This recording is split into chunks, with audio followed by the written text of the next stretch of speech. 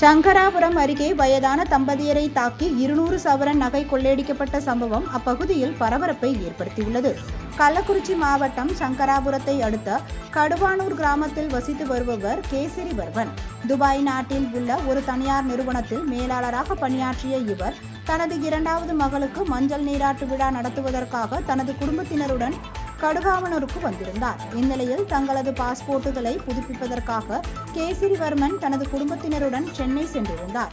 இதனை வாய்ப்பாக பயன்படுத்தி கொண்ட மர்ம நபர்கள் அதிகாலை 3 மணி அளவில் வீட்டின் பின்பக்க கதவை உடைத்து உள்ளே புகுந்து கேசவர்மனின் தந்தை மணியன் மற்றும் தாய் பொன்னம்மாள் ஆகியோரை தாக்கி தனி அறையில் அடைத்து வைத்து மிரட்டி பீரோவை உடைத்து அதிலிருந்து 200 சவரன் நகைகளை எடுத்துக்கொண்டு தப்பி சென்றனர்.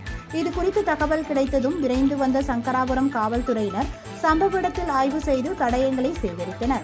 மேலும் இது குறித்து வழக்கு பதிவு செய்து விசாரணை மேற்கொண்டு வருகின்றனர்.